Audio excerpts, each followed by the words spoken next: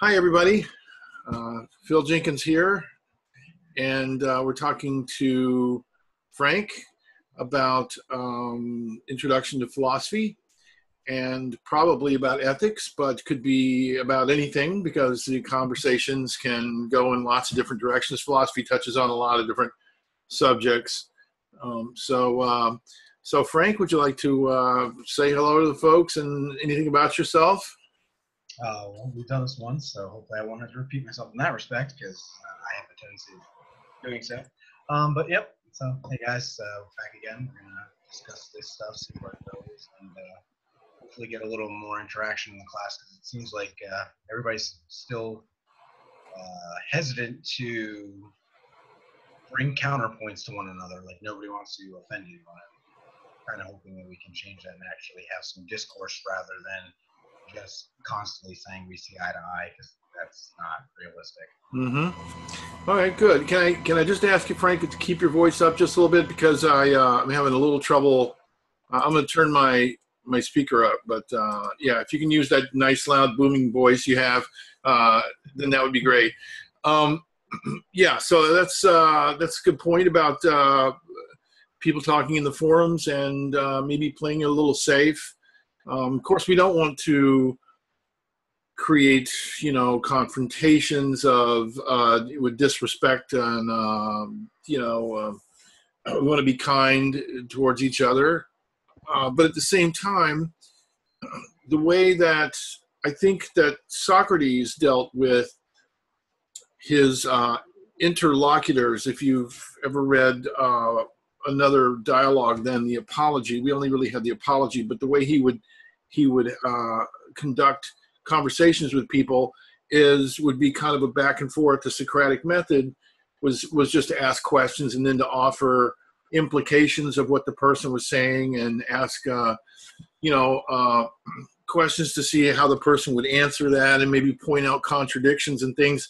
And this is really kind of what critical thinking is about, and what we want to kind of take that Socratic model and internalize it so that we ask ourselves those difficult questions, that we don't just, fill our mind with pleasant thoughts. I mean, it's good to have pleasant thoughts, but also thoughts that challenge our beliefs so that we can improve on our beliefs. So that kind of back and forth critique is what's important. And so what we're trying to do in places like the forums and what you and I are doing in situations like this are having a conversation that has a topic, but we're also pushing back a little bit sometimes and asking, giving counter examples or, things that the other person might not have thought of. Well, I think it's we're too worried about hurting feelings. I'm not looking to incite strife. I'm not looking to combat anyone as much as I want somebody to be critical of me to find where I'm falling short. I'm not the end all be all on any of this by any means. So right. I'm quite sure when I make, I might make an assertion of so-and-so, but I'd like for somebody to be like, hey, so what do you mean by this? Or how did you come to that? Because all that's going to cause me to do is think a little deeper and really deconstruct everything so I can break it down in a more simplistic manner to get my point across. Maybe I'm not conveying it the way I think I am.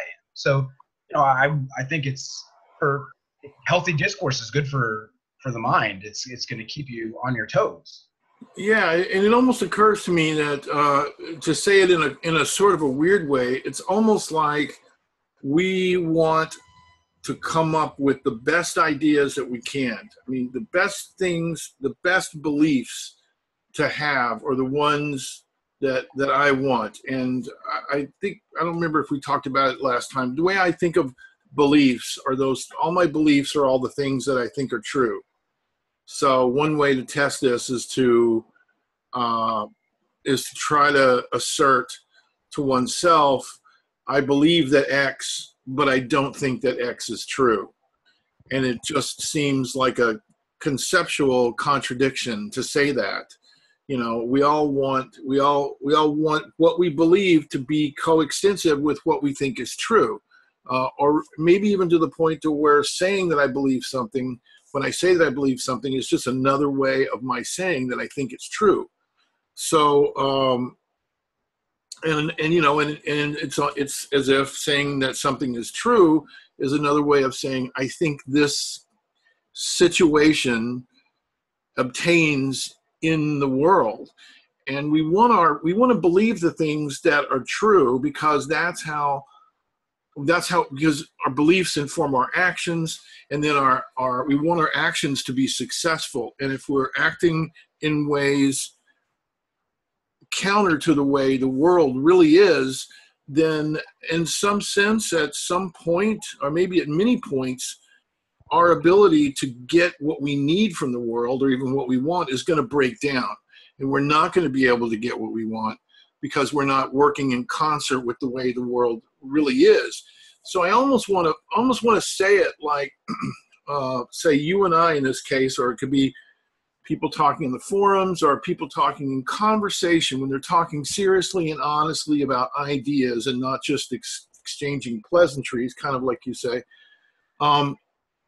It's almost as if we are just trying to make good ideas come out. It's almost like we have conversations, not for me, but we have conversations in order to have ideas come out that we then sort of examine and critique and try to see if that's a good idea, what part of it's a good idea, and so that by the end, what we end up is the best idea. And then that's the one that, at least in my case, that's the one that I want to believe. And then that makes my actions more successful than they would have been had I not had that, had I not taken on that idea as a belief. What do you think about that? Well, I think that works, and especially because, like you're saying, when we take that idea out, we're starting to shape it and mold it. But at the same time, I think once you're exposing that to me, it's now my perspective on it. It's my take on it.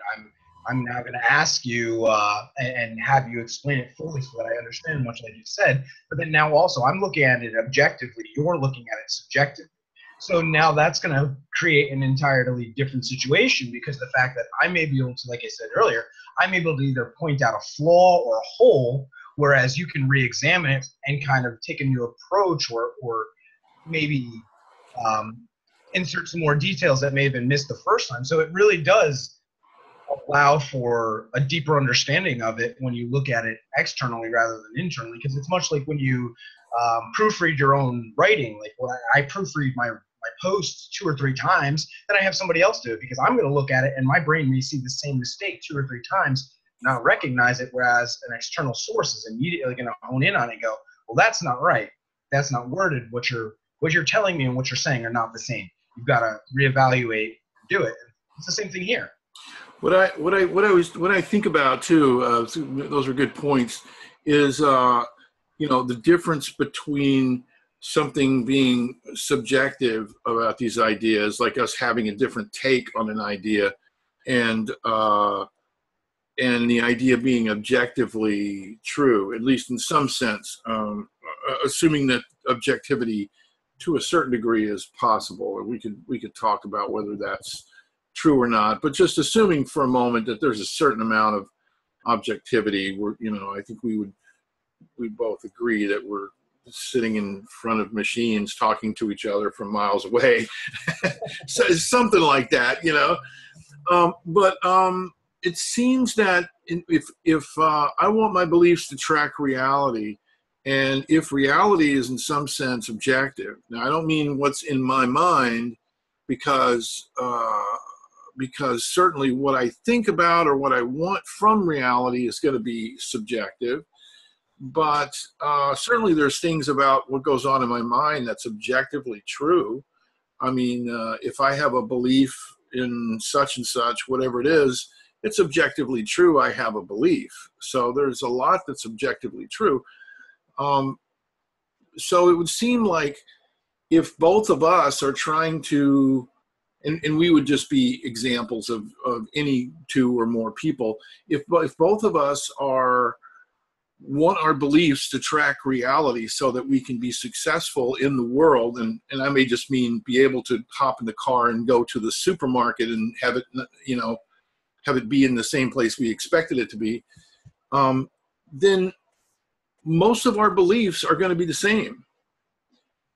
I mean, so I would say that in that sense that most people in the world, their beliefs are going to be the same, because reality is going to be the same for most everybody in really, really basic and maybe mundane sounding senses, you know.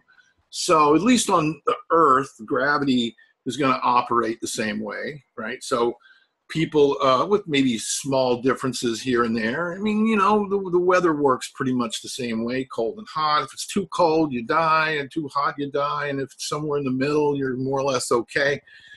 You know, I mean, the way nature works, the way trees work, the way, you know, the laws of nature, the regularities of nature, all of that, we're all subject to the same laws. So we're all going to tend to have the same beliefs if we're, you know, not walking off of cliffs expecting to fly and things like that, or eating rocks.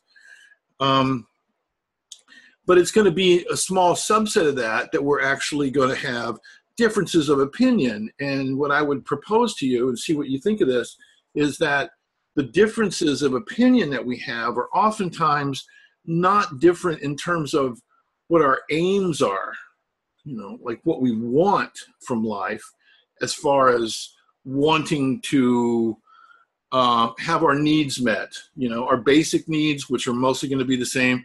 It's going to tend to focus on certain values that we'll have different from each other. There are certain details about things, like maybe of what would make us happy. You know, maybe I want to be a rock singer, and you want to, you know, plant things, you know, in the earth. Yeah, I don't, whatever it is. You want to save lives, and to you that's the big thing. For me, it's delving into a book on philosophy, or you know, talking to somebody about philosophy. But at the same time, there's a lot of similarities between those two things, in that we're both acting in terms of certain things that we value, and that's really, I guess, so the main point I'm trying to make is that it's a small subset of our beliefs that are going to be different. What do you think about that? Well, I would say the fundamentals are going to be the same. And I won't argue that, but that is such a small portion of us as a people. I think, at least, yeah, we all want to have a roof over our heads. We all want to have a full belly, and we all want to pursue life to the fullest in relation to doing what makes us happy, and having a career and things. But I think from there, it really starts to grow wild, because at that point, you know, you may be completely introverted and have no desire to have an impact on the outside world. And like you said, you're content with diving into that book. Whereas someone else may be that stereotypical type A alpha personality, all gung-ho to let's go take some thermite and blow something up for the hell of it.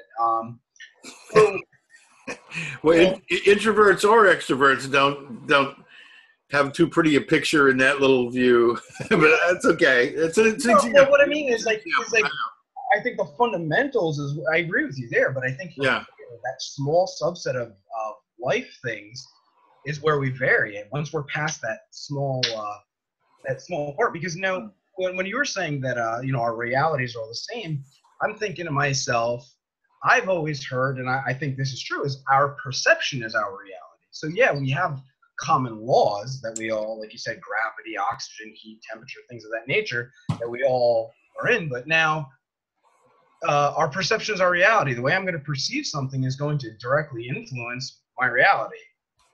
Okay, so let me just let's take this statement, because I've heard this statement before. Our perception is our reality, and it seems to me that there's two ways that could be interpreted. One is a trivial way, and one is a meaningful way in which it's roughly wrong.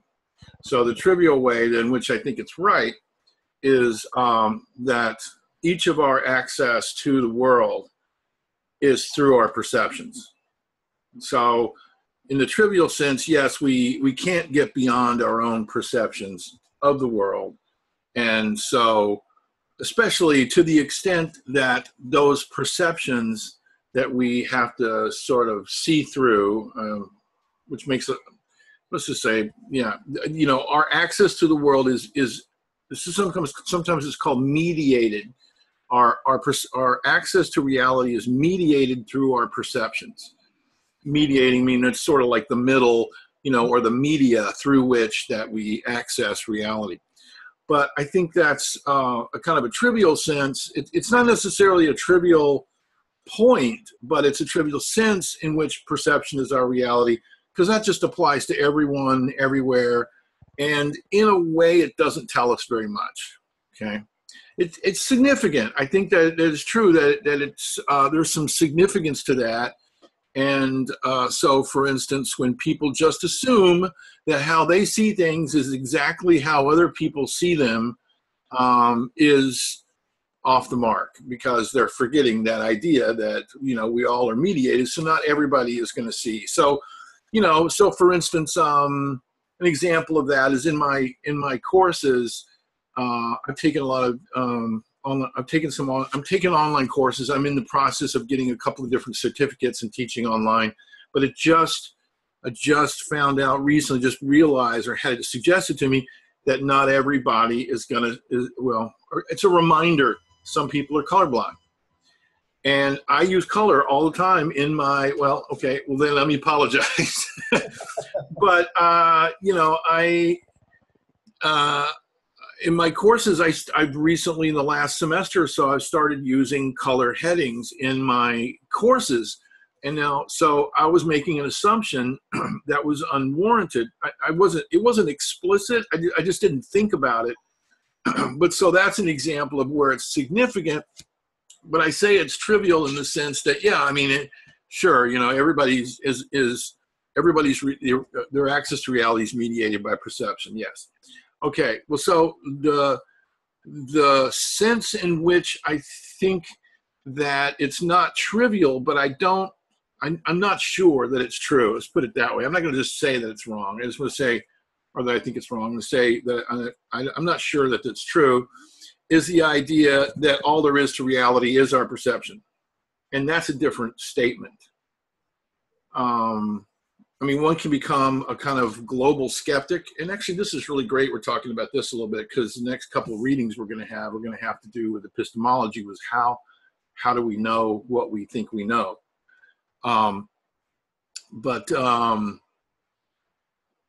So just a little point here is that I think there's no reason to think the reality that exists outside of our perception is really different for everybody. I mean, we live apparently, I mean, and I think there's enough evidence to be able to say some pretty simple stuff. And that is that we live on a planet. You know, we live on a planet that has a certain environment, that has regularity in patterns, you know, so-called laws of nature, and everyone is subject to them. And how we all develop depends crucially on our environment. It's not completely dependent on it, but in fact, how the hardwired stuff, the genetic stuff, how it came to be was also came about because of our environment. The long-term environmental conditions is what naturally selected for our genetic material. So I guess it's just kind of like, depends on how you look at it. But I think the immense amount of things that we have in common as people far exceeds the things that we disagree on. And I think that this is one of the big problems with, for instance, the political climate in this country, is people forget that. They think all these things, these differences between people, are so crucial for making people so different. There's no way they can even think like somebody else that has a differing view.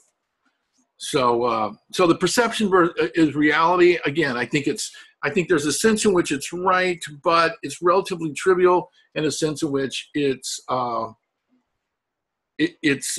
true, but it doesn't it doesn't really say what I think people think it says. It's one of those, it's like a t-shirt saying, it's like there's a lot of things out there that seem like they're profound, but they have some profound implications, but I'm just not sure it's as profound as that. See, I actually take it a different way. Because I don't take it as my perception as everyone's reality. I take it significantly more individualized.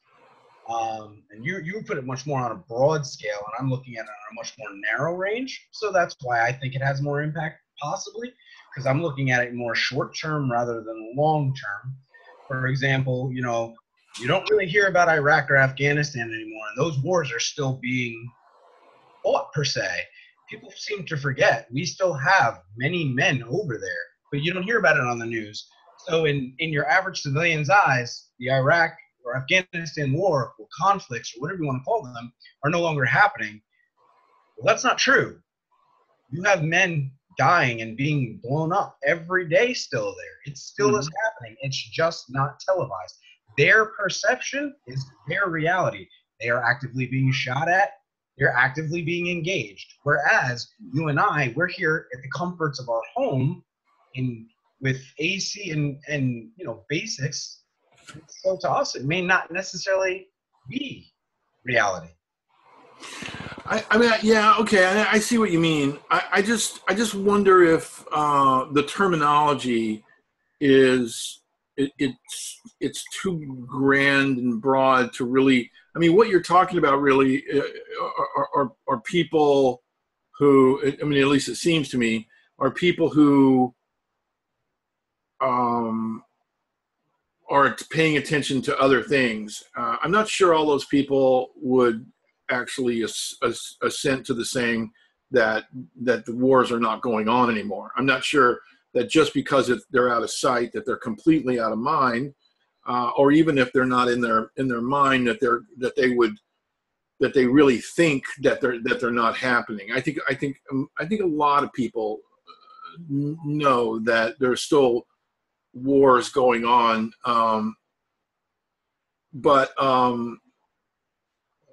so I mean, what we're talking about really has more to do with maybe memory and the amount of things that people day to day can fill their mind with. I mean, if you have a job that requires you to know certain things, then you're going to know those things, and they're going to be on your mind more. But for a basic person working a job, or doing something that doesn't depend on them focusing on certain world affairs, I even though that they're not seeing it in the media like they were, and they're not thinking about it. I'm not sure if that warrants their perception as their reality. It seems more like maybe their day-to-day reality, kind of like what you said. Day-to-day, their day-to-day living concerns, are sort of ever shifting. I mean, most people, they're really concerned about their own lives first and foremost. I mean, as a people, even just what's on the news. I mean, there's periods of time, and with the political climate, actually during elections, and whenever there's a president, I'm old enough to have lived through several presidential elections, and during presidential elections, I tend to watch a lot of political coverage. But then usually what happens is it starts getting boring once the person takes office, and then I hardly ever watch speeches, and maybe I'll check in once in a while, but generally I don't think about it much. I mean, I think about my own stuff, but this cycle has just been one thing after another. It's just like, oh my gosh, look at this. Oh, look at this. Oh, look at this. And it's just like inundated. And it's almost, I think there's a lot of news fatigue. But I'm not sure if that's really the same thing as reality. I mean, I guess you call it their reality. I mean, if their reality because it seems to me reality, at least as it's used in philosophy, maybe not the way it's used in everyday life, but in philosophy, reality tends to mean something that's more permanent. It's like the permanent backdrop against which the appearances of things operate. So, some philosophers have thought reality is in flux. Some have thought that reality is fixed for all time. But I'm just not sure that reality is the right word there. So I think it's a misunderstanding and use of terms then in common lay terms versus philosophical terms. That's more what it sounds like. Yeah. Well, of course, the problem is, though, that what happens when we want to talk about, if the common lay folks take a word like reality and start using it in a kind of idiosyncratic way to just mean, more or less what they think about from day to day, then how do we talk about the more fixed nature of, or the more fixed backdrop against which people exist and operate? All right, fair enough. I mean, I guess the way I see it is reality is what's going on on a day-to-day basis. So whereas, like I said, it may not affect you and I in my face because we're here in the hot state of Pennsylvania today, but the rest of the world still does exist. Well, okay. Well, see. Okay, maybe we're onto something here. So maybe what would be more accurate is to say that people don't pay enough attention to the reality, or people don't pay attention to really important things that are going on, because if we as a country, or to the extent that one sees oneself as a we in the United States, then a part of us in a way is fighting and dying in a faraway place, and if we're not paying attention to that part of reality, then we're missing something important. I mean, that makes sense. We're missing something that should help to inform our day-to-day decisions. I mean, like I say, since most people's jobs happen to, may not have much to do with what goes on in Afghanistan and in Iraq, maybe it doesn't directly affect a lot of people, and so how much should they pay attention to it? I mean, maybe that's a better question to sort of help kind of weave us out of this particular topic and into the ethical topic, is how much should a person who's working in a job that arguably is not very affected directly by the wars in Afghanistan and Iraq, how much morally should they be paying attention to it, and what's the consequences of them not paying attention to it? I would say they should be paying as much attention as any soldier, airman, seaman, or Marine, because the fact that, contrary to popular belief, we as soldiers, and I'm not going to go into the whole term, but we uphold the Constitution. That's our job, right? We defend from both enemies, foreign and domestic. And where that plays into is our constituents have a say in that. Like, people have to understand their job in this republic is to voice their opinion so that things happen. That is the problem. We as constituents have lost our voice, and that is why this country is in a downward spiral. Everybody points fingers and goes, well, it doesn't affect me, so it's not a problem. Or it's, oh, well, I wasn't alive when they did that, so it's not my fault. And that's the problem. Mm-hmm. Nobody's taking responsibility.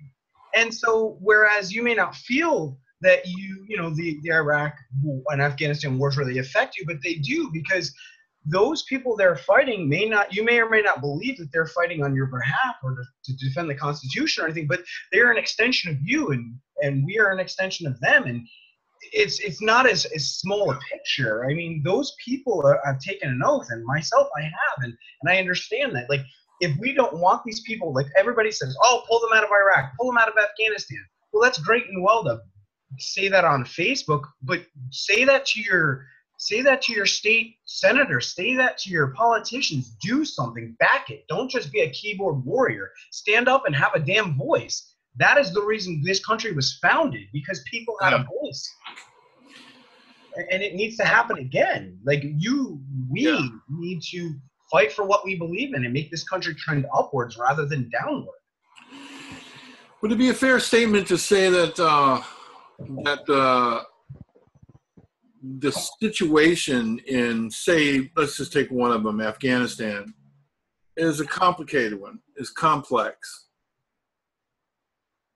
It's definitely complex. You know, the initial invasion was looking for Osama bin Laden. So, Right. well, we know where Osama bin Laden is, supposedly dead. So Right. why are we still there? Well, now we're funneling money in from their infrastructures and all the other silly shenanigans. We're winning the hearts and minds, or so they say. But it still stands the fact that we need to be cognizant of our country, of our, you know, our foreign relations. I mean, that plays into it. Having boots on the ground in foreign countries plays into that.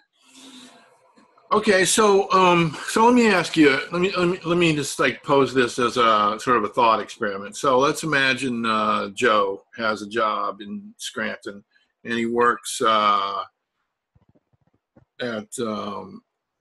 the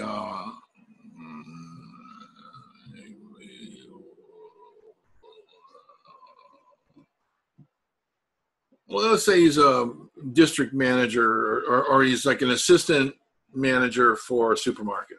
Okay. And he works hard, and, you know, and he's got a small family, but, you know, a couple of kids maybe. And so I'm just like painting this in really old fashioned kind of a manner. And this job takes up a lot of hours in his day. Right. And so one weekend, you know, and in his weekends, he tries to spend his time with his kids, you know, and at night as much as he can. All the kids go to bed pretty early, and everybody goes to bed in the house pretty. So he tries to spend time with his kids on the weekend, tries to go out, have dinner with his wife once in a while. And all of this takes up a lot of time. So, you know, each week. And so let's say one weekend morning, Saturday morning, he's watching the news and he's reminded something he knew, but he just watches a special on, you know, the Afghanistan war, and then realizes that as complex as it is, it's something, you know, he gets this sort of fire in his belly, so to speak, to do something about it, you know, something that he realizes how important it is to be informed. I mean, you know, he says to himself, well, I would be willing to even march, you know, or at least let my Congress people know, senators know how I feel, but I'm not sure how I feel, because I need to study this more, because it's complicated. You know, should we stay in? Should we get out? Should we surge? Should we go down to a minimal level, or you know, what should we do? Because there's different voices saying all these different things, and all of them seem to have some sense to them. And there's also a lot of nuances of like, well, is this voice speaking from, you know, big oil, you know, and this one is speaking for, you know, different agendas and all that. So it's complex, you know. So that weekend, he decides, you know, I'm going to start spending a lot more time researching this. And so he starts spending time researching. He's on the computer. He's like reading. He spends the whole weekend, doesn't spend time with his kids, doesn't really have time to spend time with his wife. By Monday morning, he's very tired, but he's still interested in this. So on his lunch break or whatever they get, he's like, I mean, maybe you can start to see where this is going by, you know, by Thursday of that week, he's got his boss saying, you know, Joe, what's going on? He's like, well, I really need to be informed by this, but it's so complicated that it takes up a lot of time. And the guy says, or the woman says, his boss says, well, you're going to need to kind of find your priorities here, because your job is suffering because of all this research that you're doing. So what I ask you is that, first of all, two questions. One, is that at least a coherent situation that people could be in if they were to really devote a lot of time, enough time to even reasonably come up with an educated opinion about what to do, like just what they would want to say. And two, is that a moral thing to be asking people? I mean, and the way you're asking is that really everybody should be doing this. So whoever you are, no matter, what your job is, even at the threat of losing your job, so the economy could come crashing down. I mean, I'm making this, exaggerated, because if we're talking about everybody, then everybody, and we're also talking too about, there's people who may not have the intellectual capacities to be able to entertain a lot of complex intellectual material that they would have to understand the history of the region, to understand the history of the conflict, to know what relative strengths and military advantage would be, and like how the differences in the Taliban fighters and the power struggles in Pakistan, and how that relates to what's going on in Afghanistan and in other places, and what role might Iran be actually playing, and I mean, all these and more, and much, much more. And I'm just wondering, what would be your reasoning for saying that, yes, Joe should, even at the danger of losing his job, becoming unemployed, he should be spending as much time, a lot of time, as he can?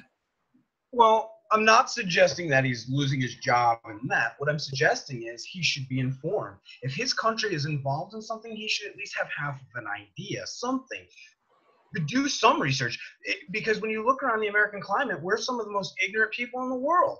You ask them, some of these people don't even know the capital of the country or their basics that they should know. I mean, and regardless of their intellectual level, that doesn't excuse us from our civic duties of I mean, yes, we appoint people who should be doing things, but at the same time, where are they supposed to? They're supposed to represent their constituency, are they not? I mean, I'm not saying Joe Snuffy should lose his job. I'm saying Joe Snuffy should have enough of an idea that if he's tired of seeing the men and women fight and die, or this or that, like have the understanding of, okay, well, this is where I'm supposed to reach out to my elected official and say, enough is enough, bring them home. People aren't doing that. They say they are, a few are not.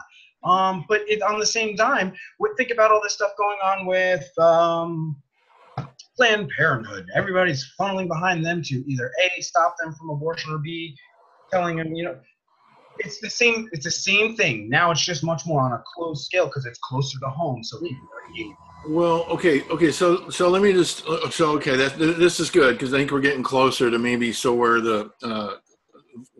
the situation might be even more discussable. Is when I say that, like when you say like something like Afghanistan. Let's stick with Afghanistan for a second. That it's complicated, but people should not just like say how they feel in the comfort of their own home. They should go out there and they should tell their Congress people and say, get out of Afghanistan, whatever. And what would you say to this thought, though?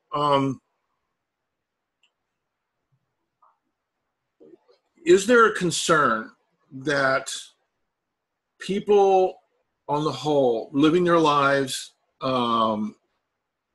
but let's just for the moment assume that everybody's honest and wants to do their civic duty to the best of their capabilities. But a lot of people, and social science research tells us this, that a lot of people do not come to their opinions through a process of rational, critical thinking. They come to their opinions in a very emotional, haphazard way. It's like whatever their parents think, or it's whatever their mood that they're in when they first hear the information. It's whatever biases and prejudice they have, wherever they see their self-interest lying. And so I'm just wondering if you would be at all concerned that your call for everyone to do something, whatever they think should be done, might actually lead to bad consequences if people, I mean, because it seems like what you'd like to build into that exhortation to people doing something is you would want them to be informed and to make like critically thoughtful decisions so that we as a country could proceed and do the right thing. I mean, to have this informed electorate where it was clear we should be doing the most moral thing or the most best thing for the country or whatever that is. But I'm just wondering if we try to get everybody to be so active, if what we're going to end up with is just this chaos of self-interested, biased opinions, that it's just going to be popularity. And so often popular opinion is formed by whoever is the most entertaining person, as we've seen many times in our country. Yeah, so doesn't that concern you a little bit, that, you know, just having a strong opinion, is that really enough to you know, is that enough? If you know, if I have somebody, you know, behind this curtain over here, and I can tell you that they're honest, they want to do their civic duty, and they have a strong opinion, but I'm not going to tell you what the opinion is, how they came by it. You're comfortable with saying you should go out there and express your opinion to your congressperson? No, I'm saying they should be informed. They should have an actual idea. And whereas you'll never remove bias, never, because we're human and we're flawed. So, but they should be informed and they should have an understanding of what they're saying. And I understand, I'm not arguing that we're not all on the same intellectual level. Hell, there could be a dozen people in this class that are smarter than I am and could be speaking to you and have a much more informed conversation. But at the same time, that does not excuse us from the masses of people that do not do their civic duty, which include engaging in local elections, presidential elections, congressional elections. But when you look at the flip side, how many people are so quick to go, oh, well, this person was elected and he's an idiot, or he's drunk, or they're so quick to be negative and pass judgment, but they're not willing to put in the time to do the right action in the first place. That's my problem. That is my issue. Listen, and let me ask you this question about critical thinking, about bias. You say you're never going to get rid of bias in thinking, okay?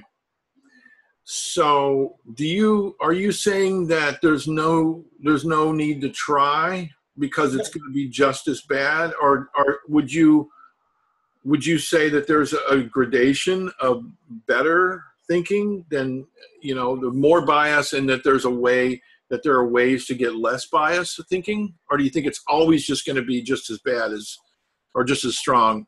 No. I think you can, but it's significantly harder to separate your bias from your argument than it is to just convey a thought. When you convey a thought, it's generally with your bias already injected, and you're putting your spin on it, per se. Whereas when you're saying with critical thinking, you should be taking that idea, almost taking it into a tangible form and pulling it apart and looking at every aspect from every angle, and at least that way you're trying to separate yourself and remove your own bias. Right. But that is so much harder than it is to just make a statement that is biased. Right. Yeah. Now, I agree that that we want people to become more informed. I'm a little hesitant about how many people I want to just go out and act uninformed. I guess what I would be saying is that, okay, so I would like for people to act if they're informed. I mean, I don't want to take away people's rights to act uninformed, but I think the more ideal closer to the ideal would be to have people informed and then act. Definitely. I'm not saying I want uninformed people acting at all. What I'm saying is Yeah. that it's sad when you see how many people are uninformed Yeah. and do not act, but they're also the sum of what it seems like. These are the same exact people that are quick to pass judgment and come down on things. Yeah. When they have, they're in a glass house and they're throwing stones. Yeah. Yeah. Boy, I tell you, talking to you, time goes by really fast. And so, I'm going to have to go to this meeting, unfortunately. So I'm going to have to, we're going to have to stop here. But, boy, so, we have one more time to talk. Of course, we could always figure something else out and maybe talk more after that. But it's a pleasure to talk to you. I mean, you're enthusiastic about things, and I think you're right on a lot of matters, and I have a lot of agreement with you. But it's interesting to be able to look to just take out portions and just think about them and talk about them. So I appreciate you allowing me to, and for you being willing to have us record this for the class. I mean, that's very much appreciated. Definitely. Well, like I said, I don't mind you picking me apart because that forces me to have a better understanding of my own argument. And if I don't, I'm obviously wrong. If I can't explain what I'm saying or at least try to convey it, I'm obviously, I don't have any evidence, or I'm lying through my teeth, and I don't want to be that person. Good. Okay. Well, why don't I'll turn off the recording, and then we'll just talk about when next we'll meet, and then until next time. Okay. Thanks everybody for listening and watching, and have a good day, everyone. I'm stopping the recording now. Bye-bye.